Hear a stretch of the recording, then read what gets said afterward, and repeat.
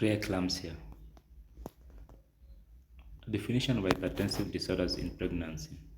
Hypertension in pregnancy, a condition characterized by systolic BP more than 90 on 2 consecutive readings after 20 weeks gestation. Pre-eclampsia, a disorder associated with pregnancy consisting of hypertension, proteinuria 2+, and new onset dependent edema.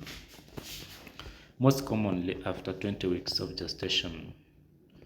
Mild to moderate preeclampsia. As above, no further symptoms. Severe preeclampsia, a condition characterized by blood pressure more than 90, proteinuria 3+, or more, and one or more of the or more signs and symptoms. Eclampsia, a condition characterized by BP more than 90, proteinuria 2+ or more, convulsions, other signs and symptoms of severe preeclampsia. Preeclampsia is complicated. It is also can be defined simply as preeclampsia complicated with seizures. Epidemiology. Incidence: preeclampsia 6 to 8% of pregnancies, eclampsia 0.05 to 0.2%, mortality and morbidity. Maternal 8 to 6%, most frequently related to seizure activity. Fetal 13 to 30%, most frequently related to iatrogenic prematurity. Etiology. Exact pathophysiology unknown. Possible causes: dysfunction of the uteroplacental bed leading to vasoconstriction, platelet aggregation, and hypercoagulability. Vasospasm, microthrombi, implantation problems, hypertension. Epidemiology, that one we've covered. Symptoms: headache, edema, visual disturbance, focal neurology, fits, anxiety, amnesia, abdominal pain, SOBOE, that is shortness of breath on exhaustion, decreased urine output, none. Risk factors: maternal factors, pre-paternity, that is the first pregnancy with a new partner, extremities of maternal age less than 20, more than 40 years, family history of preeclampsia, preeclampsia in a previous pregnancy, pregnancy after assisted reproductive technology, obesity, pre-existing DM type 1. Maternal factors: pre-existing hypertensive disease, pre-existing medical conditions, e.g. renal disease, systemic lupus erythematosus, rheumatoid arthritis, pregnancy-related factors, first pregnancy, multiple pregnancy, pregnancy-related factors continued, developing a medical disorder during pregnancy, for example, venous thromboembolic disease, VTE, such as an antiphospholipid, that is Agnès syndrome, APS, gestational diabetes, gestational hypertension, developing infection with inflammatory response, hydropic degeneration of the placenta. Signs: hypertension, tachycardia and tachypnea, crepitations or wheeze on auscultation, rhenological deficit, hyperreflexia, petechiae, intracranial hemorrhage, generalized edema, small uterus for dates. Diagnosis: hypertension systolic more than 140 or 30 above the pre-pregnancy, dystolic more than 90 or 15 above the pre-pregnancy. two abnormal measurements on two occasions, that is more than 6 hours apart. Measuring blood pressure, that's diagnosis. The mother should be resting and lying at 45-degree angle. The blood pressure curve should be of approximate size. Curve should be placed at the level of the heart.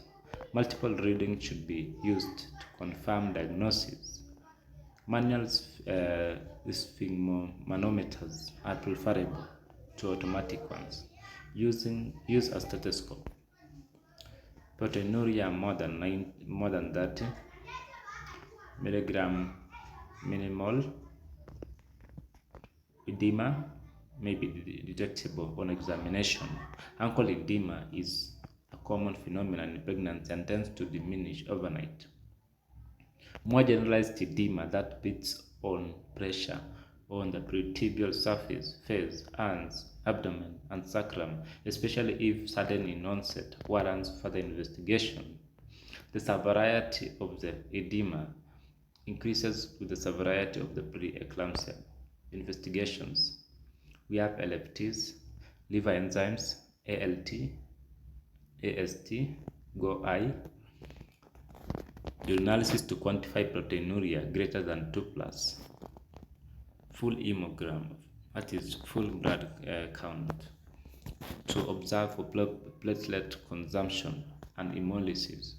Low platelets, increased bilirubin, hemolysis, burst red blood cells on blood slide, serum electrolyte, serum hemolytic. Hemoglobin concentration raised more than 120 gram per liter due to hemoconcentration. Check patellar reflexes, fetal ultrasound to assess fetal well-being, to monitor growth and volume of amniotic fluid, and Doppler velocimetry of the umbilical arteries. Urea and electrolytes to assess renal dysfunction. Raised serum creatinine more than 90 micromoles per liter.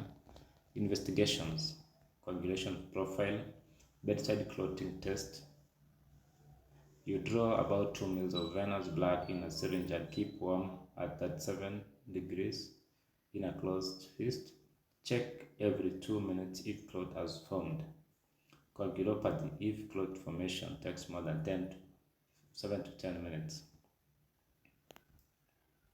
Check for clonus. Move the patient foot upwards rapidly. This may be followed by beating of the feet if clonus is present. CT head. Management: ABC for seizures. Hypertension alone, not true preeclampsia, but need follow-up. Hypertension and proteinuria, preeclampsia must be ruled out. Severe preeclampsia, as eclampsia, careful BP control, magnesium sulfate, delivery. Management of mild to moderate preeclampsia. Mild preeclampsia, 140/90 to 149/99 BP. Admit to hospital. You should not start on any treatment. Monitor blood pressure at least 4 times a day. Test for proteinuria should not be repeated. Management of mild to moderate preeclampsia continued. Blood tests should be monitored twice a week with the following tests: kidney function, electrolytes, full blood count, transaminases, transaminases, bilirubin. Moderate preeclampsia management, 150/100 to 159/109. Admit to hospital. Mother should be started on treatment. Oral labetalol as the first line of treatment to keep systolic BP between 180 to 100.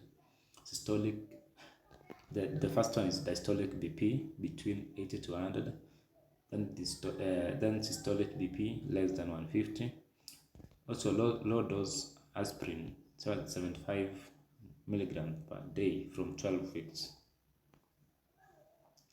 Blood pressure should be monitored at least 4 times a day.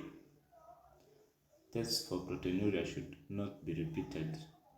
Blood tests should be monitored 3 times a week with the following tests: kidney function, electrolytes, full blood count, transaminases, bilirubin, complications, stroke prognosis, permanent neural damage, renal insufficiency, abrasion, Erb's syndrome, death.